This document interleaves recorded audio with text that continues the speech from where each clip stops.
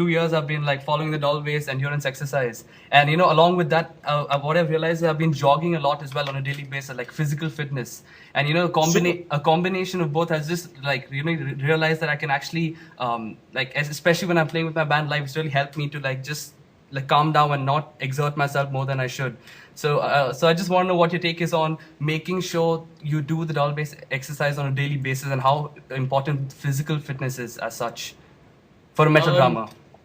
Oh, I think it's important, but I mean, here again, this is one of these things where, look at somebody like Gene Hoglan. Yeah. Or Nick Barker. You know what I mean? And like, you kind of have to, I mean, yeah, I think it can only help. I mean, the better physical condition that you're in. But I think that how you develop as a drummer is really just comes down to what each individual does, and whatever that routine might be. I mean, I know guys that go and they drink a 12-pack before they play and they're on fire. I can't do that. You know what I mean? That's just, for me, that doesn't work. But there's some guys that go and pound themselves full of McDonald's and soda, and they can play and do fine. For me personally, I've always found that if I stretch and if I drink a lot of water, I typically I can keep my physical properties on the drum kit in check. You know what I mean? For me, I don't really get a chance these days. I mean, I'm not really playing actively in a metal band that plays all the time. Like when I was in Hate Eternal, we would tour for 8 to 10 months out of the year, and you're playing. That's a long. Time. You're playing 5 to 6, shows a week. So that type when you're playing that way with no breaks for an hour and a half, 5 nights a week for 8 months a year. You get really conditioned. You know what I mean? And like that type of conditioning, I tell guys all the time, you'll never be able to get that type of conditioning in your bedroom on your drum kit. True. You know what I mean? That only happens from going out there and jumping in with 2 feet and doing it. And I mean, back when I used to have my forum up many years ago, I used to get arguments with drummers, bedroom drummers all the time. They said, "Oh no, man, I can play 300 BPM and I can do it for 6 minutes or whatever." I say, "Man, the moment you step out onto a stage and put your feet on your pedals on a foreign feeling, environment." True. And it's not even really that the physical environment, but the mental environment as well. You're looking at different things. Your brain is occupied with all types of different things that you don't get in the bedroom. And every single one of those drummers came back to me and was like, "Dude, yeah, you're right. It's a totally different ball game. Moving your kit around, setting it up in a different place today." That type of stuff, and that's the really important stuff for playing this style of music, because it's all conditioning. You got to think about it the same way that like a weightlifter would think about lifting weights. I mean, if you wanted to go in and say your goal was to lift 600 pounds, you don't just go in and do it. True. You got to. Sometimes it takes years, and if you stop at any point in time and take a break from it, you basically got to start from scratch and build up again. So this type of drumming is very similar in that regard, because you really have to be doing it every single day. I mean, an hour of playing songs with people. Yeah. Because even I noticed, like, if I don't, for example, like for your endurance workout, if I like once what happened was I didn't do it for like 4 days and I got back to it, I wasn't as comfortable as I was doing it for like 2 weeks continuously, like, so right. it really, like, I think it all boils down to muscle memory as well. Like your muscles get used to a certain thing. So yeah, and the opposite side of that, which you'll notice, and it's funny that you say this, because if you like you said, like you took a 4-day break after doing it for 2 weeks, it feels good. You take a 4-day break, you come back, it's not always that. Yeah. Once you get to the condition point to where that muscle memory becomes second nature, you'll sometimes notice that when you take 4 or 5 days off, you'll come back and you'll be in more control. Oh, okay. No, that's just something that comes from years of playing. Now, obviously, you can't go 2 or 3 weeks. Again, physical conditioning.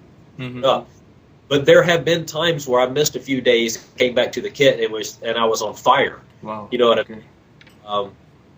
So it really is it's interesting how it works as far as the mechanics of the body and how we adapt the physical stress that we're putting our body through. True, yeah. And Derek, I just want to know, so when did it all start for you? Like, like what made you get into drumming? And like, well, I grew up in a very musical household. Everybody in my family, for the most part, played something. Not professionally, but just hobby type of stuff. My dad was a songwriter, guitarist-songwriter, and he actually had a song in the mid '80s on Billboard, the country charts. Wow. Okay. And it got up to like number 37 or something like that. It wasn't like a big hit or anything, but for the time, to make it in the top 200, that was a pretty. That's crazy. But my mom played a little bit of piano, and then my brother plays guitar. My cousin played bass. My uncle played a little bit of horns and stuff. Okay. So I grew up with it. So by the time I was 5, I was already beating the shit out of everything in the house. So Dad just, we need to put some drums on the kid and let him go. Yeah. So that's kind of what happened. So I started 5, got hooked on all types of stuff. I mean, most of the household music that my mom and dad were a part of were like big band era, 50s, 60s music, kind of getting some into the fusion, King Crimson, Mahavishnu Orchestra, a little bit of that stuff. Ah, nice. So those were your early influences as well, I mean, when you started? Yeah. That was like, because this was in the 70s, so, nothing else really existed, Yeah. I mean, death metal or extreme metal has not even been thought. True, yeah. Black Sabbath was barely around, so. But my brother is 9 years older than me, so because of that, when I was 5, he was in his teens, so he was bringing Kiss and Black Sabbath and Alice Cooper and all of this stuff into the house. So when I was really young, obviously, Kiss was just the whole theatrics of it and what it looked like just captivated me as a kid, man. And, that was like, I always tell people, is it Buddy Rich and Gene Krupa and like Tony Williams and Billy Cobham? These guys made me want to play drums, but Kiss made me want to play drums in front of people. Ah, I get what you mean. Yeah, true. If that makes any sense, you know what I mean? It's one of those things where, there were so many influences in my household growing up as a kid, and I just had such an affiliation and strong liking for all types of music, I mean, obviously the metal came later when I was in middle school, obviously Motley Crue and Maiden, Crocus, Loudness, like all those Nice. 80s edge, I mean, I kind of skipped over the hair metal thing, but went right from that stuff right into Slayer. I kind of skipped over Metallica and the Bay Area thrash stuff, skipped over that. Went right to Slayer, and then right from Slayer to Napalm Death. Wow. So, like right when Scum came out, like '87, maybe I discovered Scum, and it came out I think in '86, but I think I probably discovered it like the winter of '87, like just going into the year. And I remember hearing it and just being like, "Oh my God, that is ridiculous!" I was always looking for something that was so musically extreme. I don't know what attracted me to it. I have no idea. Like nobody else, my brother didn't really get into that stuff, or nobody else really in my family. I don't know what it was to it. Yeah, that's true, because even in my household, like my parents are like, I think my grandmom's a Carnatic like a classical Indian musician.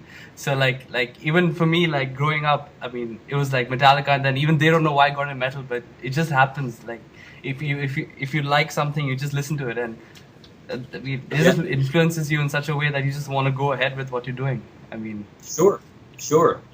And I think I just fell in love with the fact that it was like me versus the drum kit. It was one of those challenging things for me, because I wasn't into sports or anything like that. I mean, I grew up in South Carolina, and I was in the woods a lot of times. That's where my affiliation for snakes come from, because I was always catching snakes and always in the woods as a kid if I wasn't playing drums. Yeah. So the drums is like the only physical challenge that I could set for myself, because like I said, I wasn't in a football team or on a basketball team or whatever where I was competing against other true. people or players or anything. So the drums literally became my enemy. You know, I get what you mean. and every time I would go to practice, it would just become something of, it was like it was me against the drums. And I don't know. I mean, and then obviously when you discovered, like, you know, from Napalm Death, Electro Hippies, Repulsion, right into Morbid Angel and Terrorizer, Deicide, you know, like, I was never a guy that really practiced. I was so busy playing and trying to replicate this stuff that I never practiced at all. I was playing with people that I was lucky in that regards, because I met people immediately in middle school and high school that were players that wanted to play heavy music, because all of that stuff, it was just starting to come around then, you know. I mean, Slayer was the new theme. So, Nice. we And were all trying to do that. and did you ever go to like a music school, or were you self-taught musically, like on drums? Did you? I'm self-taught. When I was 6 or 7, I took one drum lesson from a local teacher, and he was just very rude. And I just didn't, I don't know, I never went back. So in high school, well, in middle school, I put myself in band. So I was in the band in middle school, concert band. And then I marched in high school in the marching band, snare drum. Oh yeah, that's really sorts out your hands, right? Like rudiments and like all of that. Yeah. You know, what was funny about our drum line too is we were all a bunch of metalheads. Like, we all had long hair. You know, like like the band even the band director kind of considered us not really a part of the band. We were the drum line. You know what I mean?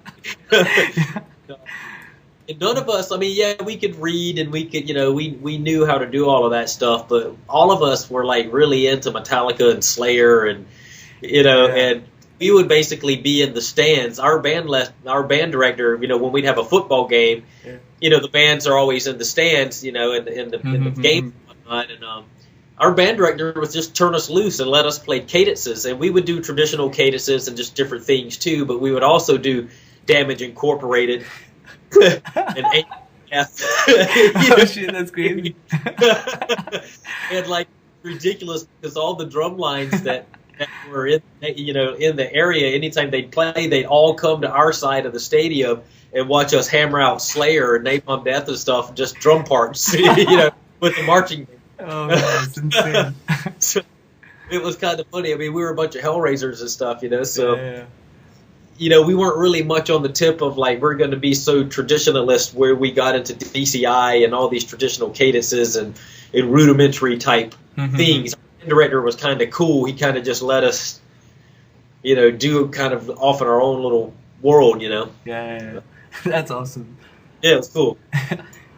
So like, what do you think of the like music industry as of today? Like, how do you think it has changed for the past 10 years? Like, you know, what's your view on that? God, man, I mean, we could go on about this for a while. In short, I mean, like, you know. Well, it's done. It's done. In short, there is no more music industry. Oh. Period. There are artists and there are consumers. There is no such thing as a music industry anymore because of the internet. There is no reason for you as an artist or me as an artist to have a middleman do anything for us now, like a record label or anything like that, management, any of this type of stuff. We, as of right now, we still are in a gray area where a lot of bands, a lot of business people are still stuck in the old world mentality that you put out records and you go on tour. But gas prices have pretty much made that near impossible. I mean, dude, I know guys that have Grammys hanging on their wall that are playing for free right now. You know what I mean? So just to say that they're a musician.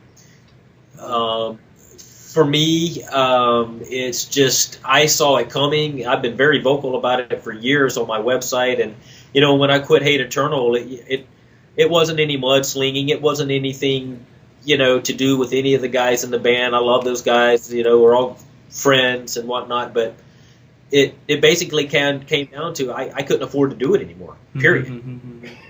And not the way that Eric and Randy wanted to do it at the time. I just, there was a lot of different circumstances going on in my life. My wife and I were losing her mother at the time with colon cancer, and there was a lot of different other things that were going on that led me to get out of that. But I saw then what was happening with the internet and the loss of control that the industry had with what was going on and what was happening. And you got to understand how fast something like this happens in the industry. And I'll give you an example of what I mean. My wife, she's a psychologist, and she works with children for the most part, between the ages of 4 and 18, let's say. Some adults here and there. But the kids nowadays, man, they have no idea what the concept is of paying for music. They have no idea what that is. Cool. You know what I mean? And not only that, they not only have what a concept is of paying for music, they also have a hard time understanding why somebody would want to listen to 10 songs by the same artist. So when you're dealing with that, it doesn't matter what the music industry does. Nothing's going to change it. It's done. It's over. Period. There is only the artist and the consumer now. And depending on how smart you are and how well focused you are and how good your band is and how good you are as an artist, that could be a very, very good thing. Yeah. People look at this as like it's a bad thing, but I look at it like this. Look, you either figure it out and you adapt and you evolve, or you go extinct, like the dinosaurs. Yeah. And I think that once more musicians wake up to the fact that going out on tour and spending a bunch of money on gas for very little profit, I think they're going to figure out very quickly that they can't afford it. I mean, just look here in the last 4 or 5 weeks, how many band members on Facebook have come out and said, "Look, I quit my band. I can't afford to." I mean, and this is something I did in 2006. And I kept waiting for guys to drop their egos, long enough to step out of it, and it didn't happen, and it didn't happen, and all of a sudden now, because people are forced to get out of it, you know what I mean? They're forced to come out and say, "Look, I can't do it anymore." Like to be honest, he's like recently, like my band, like in June, we actually went on a Europe tour. Like we went to Germany and Poland. Like we had around 7 gigs in Germany, and we had like the last gig was in like in Metal Fest Poland. So what happened was it was more of an investment. Like over the past 6 years, we saved up and we thought, okay, let's do this. We got a few gigs. It was more of an investment. We made nothing of it. It was actually, we went under a little loss, but we still did it. And like we got nothing off it, but exposure. Like that's all we got. I mean, it's not that we made money off it. No, we didn't. But it was exposure. It's like we got to play like in small clubs. But then you cannot do that very often unless something comes back in return. I mean, yeah, we are a young band. We were like 5 years old, but then after a while, it's like, what's the point? I mean, there is a point of doing it. I mean, because yeah, you are playing to a new audience. You are getting like new fans. Like but like hopefully the next time we go, it'll make more sense financially. But last time we went, it didn't make sense financially. But as far as the exposure was concerned, it did work out. Okay, well let me ask you this. Okay, how many shows was it? It was 8. 8 shows. So how many people do you think total were at those 8 shows? Every gig there were about 70. A few gigs were lesser, but then yeah, it was like with local German bands. Like all their friends came and like Okay. Okay, so say if so let's say 7, just even say 100 people came out every night. Yeah. At 8 shows. So you had 800 people see you, and you spent how much money? It was. About Yeah, I get what you mean. Yeah. estimate. You know what I mean? All right, so think about that in your mind. How many people can you reach with one good song and a video on the internet? Yeah. Yeah. Exactly. Tens of thousands Mm-hmm. without spending anything. Yeah. So this is what I'm talking about as far as like the old business model and stuff. Because Mm-hmm. I'm really surprised that let's think about a band like Slipknot. Okay, Yeah. Slipknot got a massive fan base. I mean, those kids would be willing to do anything for that band, right? They're one of the last bands standing that actually have a true fan base, in my opinion. Mm-hmm. Okay, so think about this. Let's say when they do a tour, their expenses probably got to be in excess of $600,000. You would think. Yep. Somewhere in that area, I would say, to do a 3-month tour in the United States. It's got to be.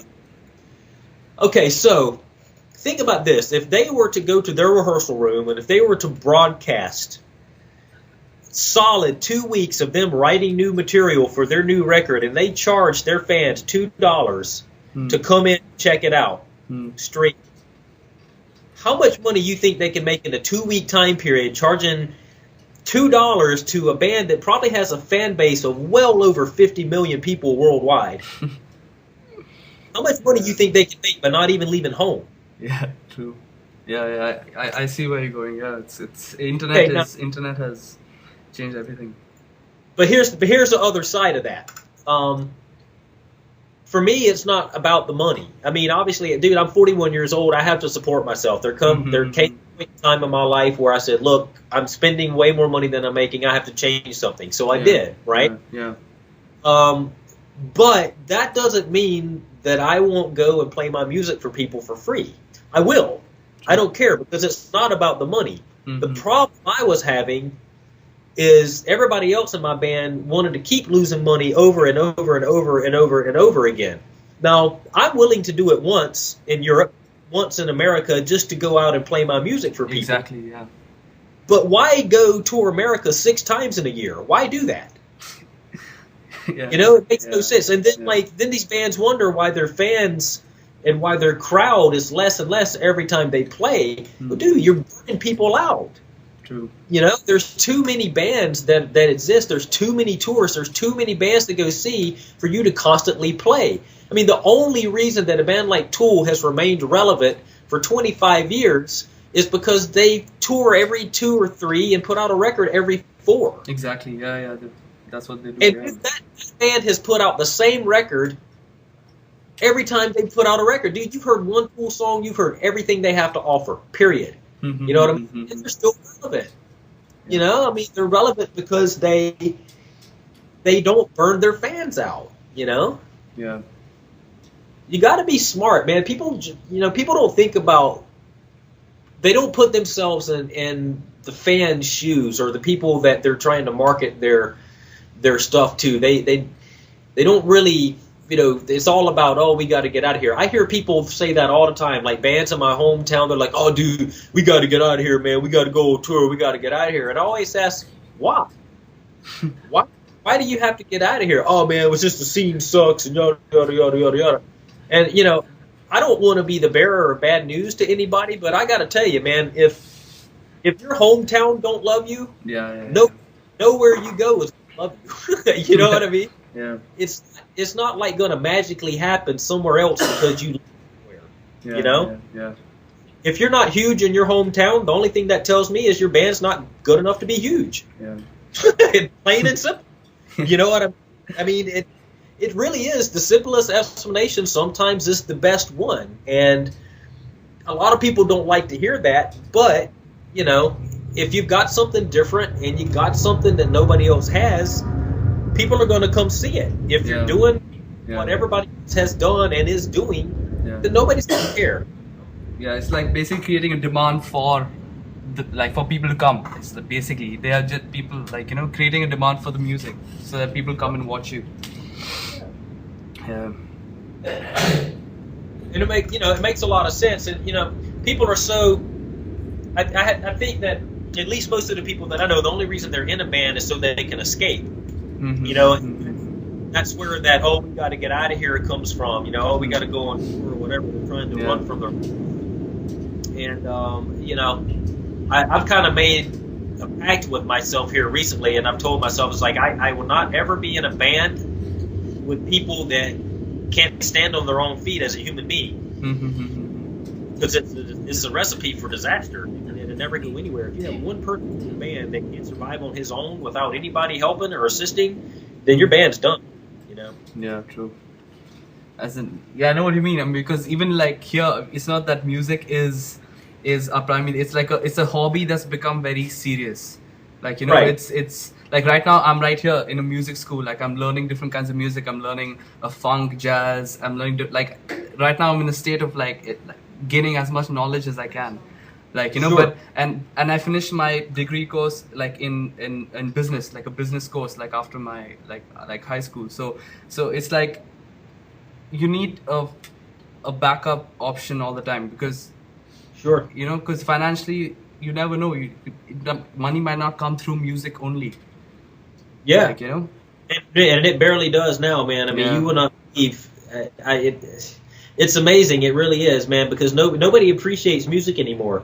The few people that I do know that are making decent money are all in cover bands. Oh. Okay. They're all playing mindless music for mindless people. You know. It really is amazing. I mean, like I said, not that it has to do everything with money. My art, dude, I'll do it for free. Yeah. You know, I mean, I give my Serpent's Rise recordings away for, you know, since 2006, since the first one came out, up until when I started my new website just, you know, 6 months ago. It was free everywhere. You know what I mean? And Okay. it never was about me trying to make money with the music. I would much rather have 1 million people have the opportunity to hear it than have a record label give me $5,000 and print 2,500 copies and shelf it. You know? Yeah. Wow. Okay.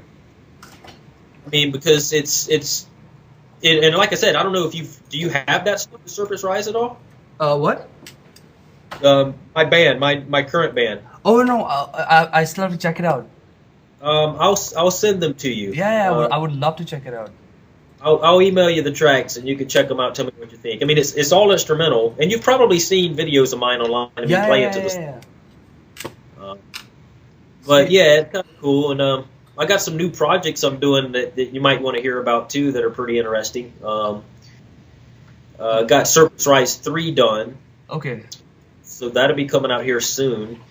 I had a band in high school named the Deboning Method. That was we were like thrash, kind of Creator meets Slayer meets a little bit of death metal, sort of, when death metal was starting out, you know. Nice. And we recorded a demo way back when, but man, the guy that recorded it sucked, and it was just horrible. And we kind of all went our separate ways, obviously, after high school and stuff, and didn't really talk to any of these guys for about 20 years. But long story short, we ended up getting reconnected, all of us, and we ended up re-recording those songs that we never got a chance to record back in the day. And, Sweet. dude, it sounds pretty sick. I would love to hear it, like, seriously. Yeah. It's like, it's thrashy, you know, it's like real thrash based. Yeah. And then I'm also doing a band with Mitch Harris from Napalm Death. Oh. Wow. Okay. The name of that band is Menace. Okay.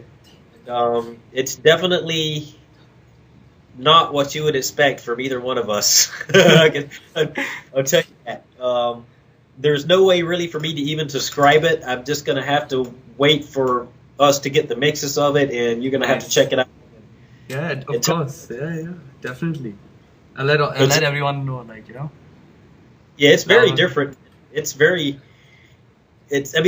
metal in a way. Oh yeah, that's what I was getting to. Like, you know, could you give him like a few words on how important it is for like a drummer to play different styles of music, like you know? Well, it's only important if you want to remain.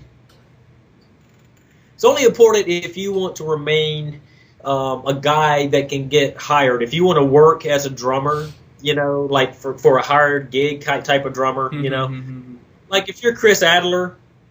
You know what I mean? Like, does he have any reason to learn any other styles of music, given, you know, what it is that he does? Yeah. and the type of success that that band has had. Chris is a smart dude. I'm sure he's hoarding his money away, that he's making.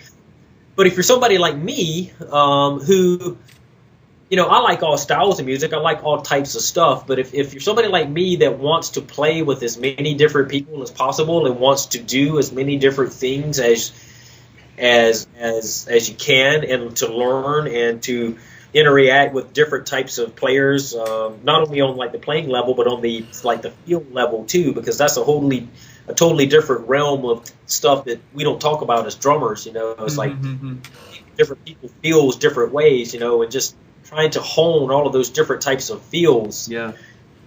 It's only important if you wanted to remain relevant. Like take somebody like Pete Sandoval. Pete's a great friend of mine. I respect Pete to the utmost. He's probably my biggest influence in extreme metal for sure. Well, yeah. But somebody like Pete, if you wanted to play drums at 60 years old or 70 years old, he's kind of stuck. You know what I mean? Physically, yeah. He's kind of stuck physically. Well, I mean, just on his drumming level too, because like really the only thing that he does and the only thing he has an interest in doing is playing Morbid Angel and Terrorizer type playing. You know what I mean? Yeah. So, if he wanted to go jam with a bunch of guys and they wanted to play classic rock and stuff, he wouldn't be the guy that, that people would call time and time again to play with, to do that type of stuff, just simply because he doesn't do it. Yeah. So it's only important if, you want to be that player. You know what I mean? Yeah. To be... I'm not going to tell anybody, what type of drummer they need to become. It's all up to the individual player. And like I said earlier, we all have different ways of get there as well. I started out so far away from metal. I mean, like the first song I think I learned on drums was West Side Story. Buddy Rick. Okay. Nice. So nice. I don't know. I mean, where did I want to go as a player? I knew once I hit that metal threshold, that I wanted to do that. But even when you play different styles of music, it also helps in playing metal, right? As in, like the coordination that you develop playing different styles will and end up like you'll play metal better because of the coordination that you develop playing other styles. And also the imagination. Yeah. That's the thing. It's like I was always one of the guys that, I always wanted to have something that was very important to me. And this is something we can talk about for just a few minutes here. I'll start by saying this. I've been all over the world and I've met thousands and thousands and thousands of musicians, not only drummers, but musicians, right? Mm-hmm. And I've only had maybe 4 musicians out of those thousands of guys that when I ask them, "Oh yeah, you're a musician. What kind of stuff do you play? What's going on?" They tell me, "Oh, I sound like this and I sound like that, or it's a combination of this and that, or I sound like this." Everybody always tells me that they sound like somebody else, and the moment that happens, my ears shut off. Because I don't want to hear something that's been done before. Like I said, I've had maybe 4 or 5 musicians out of thousands tell me, "Man, I can't really describe my music. I don't know. I can't really tell you what it sounds like. It sounds like me." Yeah. And that was something that from a very, very early age, I guess because I grew up recording myself a lot. I'm really into recording and studio stuff, and even from an early age, I was kind of really into that. I had a friend that was in the neighborhood, and he was really into it as well. And we kind of started building studios from the ground up just in high school and stuff. And I was really in to kind of discovering drum sounds. And what I noticed was I wanted to sound like me. I mean, yeah, I was into metal and stuff, but my biggest influences as drummers in high school were like Benny Caluta and Weckl and Tony Williams. I was into these cats that were players, I mean, yeah, I love the aggression of metal, but, I wanted to hear playing. And along with that, I wanted to hear good-sounding drums. And a lot of the metal guys didn't have good-sounding drums. It just sounded like big cardboard boxes with a lot of verb on them and these big, huge drums. And I said from a very early start that I wanted to have my own identifiable drum sound. I wanted to be the guy playing this fast, crazy music that had a sound that was identifiable within the first few bars that I was playing. You know what I mean? That was very important. And because I'm a small framed guy, I'm only 5'9". You know, I started playing 20-inch kick drums, 8, 10, 12 up top. And when I moved down here to play with Malevolent Creation back in the early 90s, they made fun of me. They were like, "Oh, look at your cute little drums." Because my drums are so small. You know? And, it was just because I was, you know, a small frame person, and here I was so into like weapon sound, and everybody at the time, all the fusion guys were playing 8, 10, 12, you know, 14, and I was just so into that sound, you know, single ply heads, really thin cymbals. I was playing like all Zildjian Ks back then, you know, like just really far off the norm of what a metal drummer was doing, and I just automatically knew that I wanted to have my own identity as a player and be something that stood out, you know, away from the pack kind of vibe, you know. And I think through doing that over the years, it kind of transcended into my playing a little bit because, yeah, I mean, I'm known for playing all this fast blast beat too, but I'm also known for taking that stuff that, you know, the blast beat and turning it into something else. Yeah, you know? I've seen so many videos. It's that's why I asked you a question, because you do play different styles, like, you know, and I've seen how it can help a metal drummer. Looking at you, I can see how playing different styles will help a metal drummer become a better musician. Right. Well, the first thing that I noticed is I saw Horacio Hernandez, very first clinic in America. And I mean, he was literally right off a boat from Cuba. And he did this drum clinic, and he literally was playing with sticks. Not drumsticks, like sticks off a fucking tree that were like whittled down. You know what I mean? Like that's what he had. I mean, that's, you know, he was poor kid from Cuba or whatever.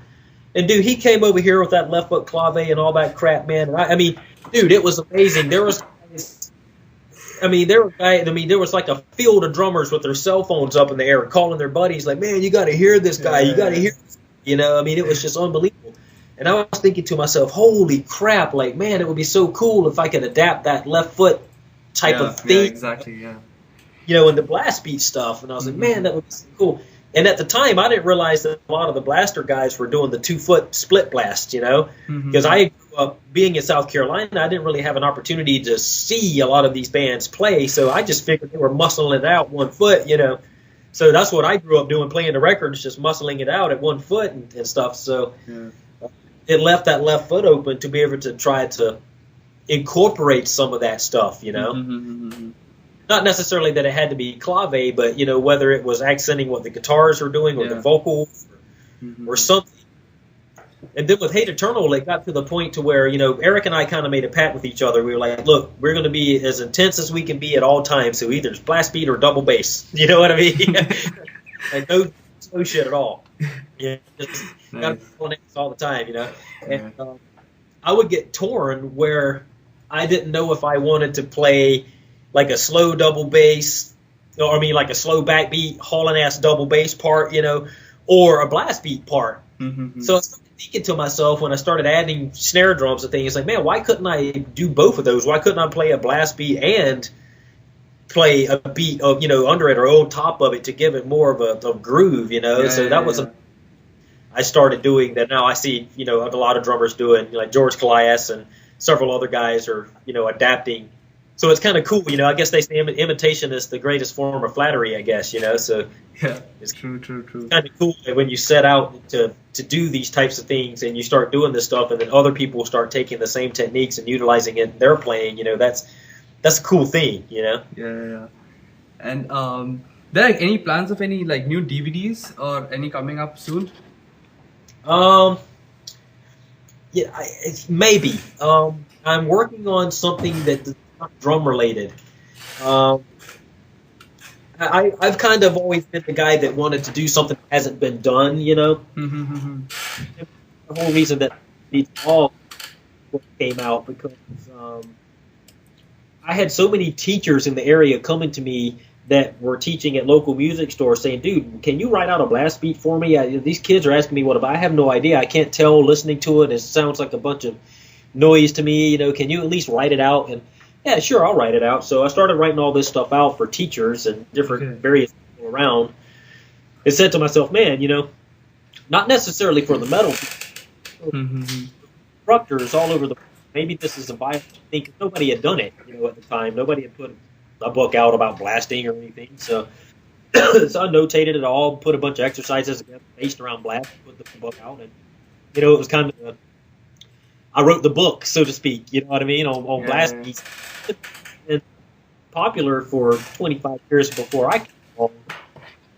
That statement is kind of true. I wrote the book on the subject, and because like if you ask Dave Weckl or Kalyuta or any of these guys about blast beats, they don't bring up Steve from Deicide or Pete, or whoever else is playing blast beats or Mitch Harris, and they don't get that stuff up. They say Derek Roddy, and it's kind of funny because I didn't really set out for that to happen as far as that. I just felt the need to put the material out there. So true. Obviously a DVD component was needed for the book, so I did that. And then now this new DVD, there hasn't really been a setup DVD done, like where somebody has set up a drum kit starting from a piece of carpet and talking about everything. You talk about the carpet, how thick, how big. Do you mark it? Do you not mark it? Where do you put your seat? How high is the seat? How thick is the seat? Where do you put your feet? Where do you put your pedals? And we just build the kit from the ground up, just basically talking about the physical principles of each different player's body. Because we're all going to be different. You know what I mean? And the industry has kind of told us that you need to set your drums up like this. And if we look at it from physical principles of how we are built as people, if you just kind of air drum and set your kit up to around where your body wants stuff to be, you'll find that you'll end up much more comfortable in the long run. So that was something that was needed. So now I'm thinking, okay, well, drum DVDs. I mean, you can buy drum DVDs on every subject under the sun. What's something that if I was going to put out that I would try to do, and being that I'm into studio recording and stuff, I really thought that an ear training like DVD or a book, even not even necessarily a DVD, but maybe like something that involves listening and training to listen. Like, something that you mean like a studio concept? I mean, how to go about in a studio? Just in everyday life. Okay, I get you. Yeah. Period. Have you ever seen that movie Ray? Oh no. About Ray Charles. What's his name? Did it? Jamie Foxx. Oh yeah. Ray. Okay. There's a section in that movie where, and obviously Ray Charles was blind. There's a part in that movie where he's sitting in a restaurant with a young girl. He asked her, say, "Listen, can't you hear that hummingbird?" And he's deaf. Yeah. And he can hear this hummingbird outside the restaurant buzzing around, and she's like, "No, I can't hear that." And he's like, "Sure you can. Just listen. Just close your mind and listen. You can hear it, And she's like, "I hear it, This type of stuff. That's kind of what I'm talking about, because that type of stuff is invaluable to drummers specifically, because when you're playing with a bunch of different people, like especially if you're sitting in on a gig, like if you're doing cover tunes or whatever, the ability to be able to listen to what everybody is doing instead of listening to yourself. Because most drummers I know, they're so concerned about what lick they're going to play, they're too busy listening to themselves and not listening to the overall picture. So I kind of want to do something that kind of trains people to be able to listen, because just simply because it hasn't been done, there hasn't been anything put out on the subject before. Yeah, true. I'm looking forward to that actually, because it's going to be very conceptual, like not only drum, just like on daily basis how to go about doing things, which will eventually help you as a drummer. Yeah, totally. It helps you as an overall musician. And Derek, final question, like any words for like young and upcoming drummers like out there who are just like getting into it? Yeah, I mean, just play from the heart, and do it because you love it, and rock out. And the big thing that I would also say is, get a career. I mean, it's cool to like look at music as something, and you can. I'm not saying you can't make money playing music. You can. You got to be smart about it. You can do it, but the old business model of going on tour and all of this stuff, it's really, you're chasing your tail, that type of thing. So find a career that can pay you really well, because the only way that you can truly enjoy music is if you can afford to do it.